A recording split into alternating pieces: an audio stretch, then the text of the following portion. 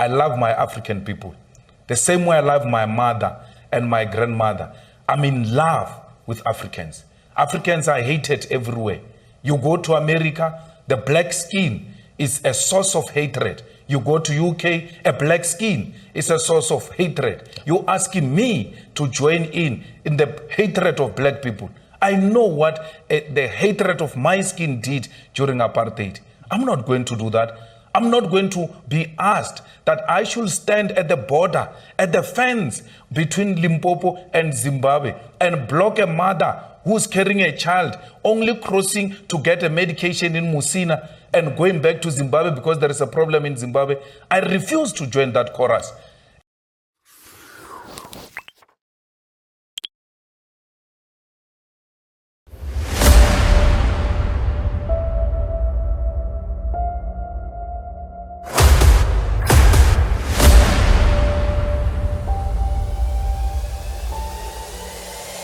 This is the journey to One Africa.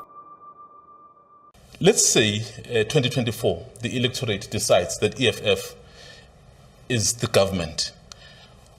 Just perhaps in 30 seconds or maybe a little more, what would be the immediate tasks of the EFF to try and correct the situation? What will you do to deal with issues like illegal immigration, crime, decay, and so many things that are happening in the country? The illegal immigration is not a big problem for our people. Our problem, as we see it, me and you here, is the electricity problem. Let's return Eskom to its former glory. Let's capacitate it. Let's refuse to dismantle Eskom and separate its... I think we'll get to Eskom. So that's the first one. The second one, we need to deal with issues of unemployment. How do you deal with unemployment? You need to industrialize. You need to make sure that as many manufacturing companies as possible are allowed to function, and you need to open new industries and protect the infant industries that creates jobs for our people. Decentralize industrialization and incentivize those who open industries in the remote areas. In that way, you create even jobs for people in the rural areas and in the urban areas.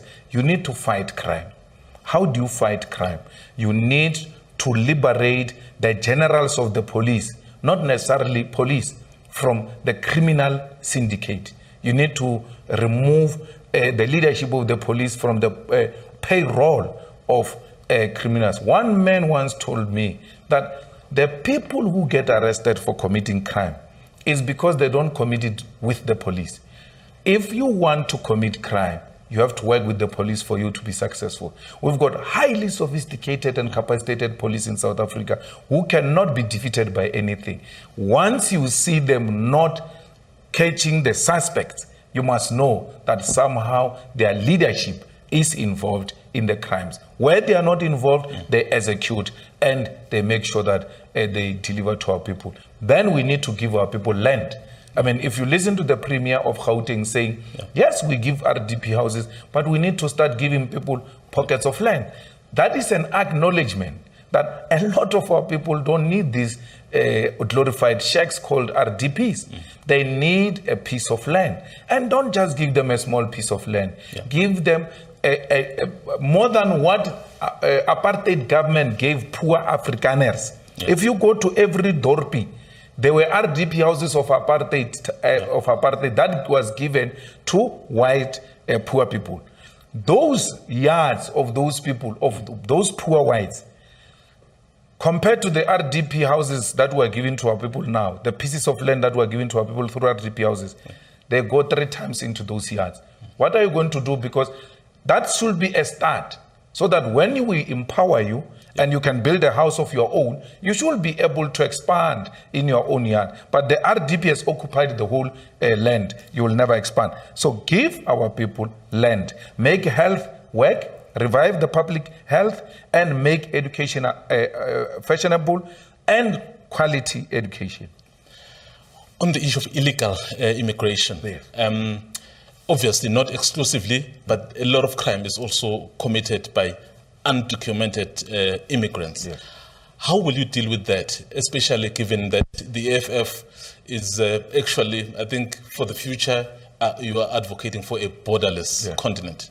Well, what you are saying is unscientific because there's no an uncontrollable crime committed by illegal immigrants. Percentage-wise, it's not correct. What is your biggest crime? Is contact, crime that is being committed, is GBV, cash in transit haste, and all those manner of crimes. Go and check who's committing those crimes. Go and check who's committing GBV in this country. Go and check who's mugging people here in Johannesburg. So it's not entirely correct. Yes, there are illegal immigrants that commit crime in South Africa, but it's not out of hand. It is not an issue that is uncontrollable. And that's how we are going to get defeated when we deal with crime. If we don't make a proper diagnosis, and the diagnostic report that said illegal immigrants are the ones who are committing crime is going to lead into a wrong prescription of how we solve this illness. So there's no such a problem. Secondly, everybody must have documents. Even me, I'm not an illegal immigrant. I've got documents of being a South African. I've got an address. Let's regularize these so-called illegal immigrants who are here. Many of them are here because they are seeking asylum. Many of them are here because of political reasons. Many of them are here because of economic reasons that are happening in their countries. I'm not going to join a chorus that says we need to push them away. Many of them are not committing any crime. So we need to make sure that we regularize it. We are able to put them in proper places where they can be located. What do you say to some of the people who say, you know what, we love what the EFF is doing, but the manner in which their leader speaks about foreigners, so to speak, somehow dissuades us? Don't vote for me. I don't want that vote. I don't want a xenophobic vote. I love my African people. The same way I love my mother and my grandmother. I'm in love with Africans. Africans are hated everywhere. You go to America, the black skin is a source of hatred. You go to UK, a black skin is a source of hatred. You're asking me to join in the hatred of black people. I know what the hatred of my skin did during apartheid. I'm not going to do that. I'm not going to be asked that I should stand at the border, at the fence between Limpopo and Zimbabwe and block a mother who's carrying a child, only crossing to get a medication in Musina and going back to Zimbabwe because there is a problem in Zimbabwe. I refuse to join that chorus. And if that will not make me the president of this country, I'm happy that let me die with my conscience being clear than being a president who has emerged through selling out his own soul. Nobody asked me to feel like this. I feel very strongly about black people. I feel very strong about African continent. And I would rather not be a president because I know for a fact that this is an establishment that is spreading this anti-blackness that we experience everywhere else. It's not true. There's jobs in the restaurants. There's Lesotho women who are working in our houses. Our sisters don't want to work there. They've gone to schools. They want quality jobs. Not that they look down on these jobs. They're saying, I cannot, with a diploma, with N6, with qualifications, go and be a domestic worker. We want more. Who wants to go and work and be paid with wine in the Cape Farms? Who wants to do that of South Africans? Let me and you take trucks and buses now and go and fetch those foreigners who are working there during harvesting season in the Cape wines. Let's go and take them and let's see what's going to happen to those Cape wines. All of those grapes are going to get rotten because our people will never agree to work in exchange for wine. Never will I. Nothing will persuade me. Not the results of the elections, not a gun on my head, not any form of intimidation will persuade me to hate on black people. I will never hate on Africans, not even for votes. Do not vote for me if you don't love Africans and you want me to hate them. I won't do that. yeah.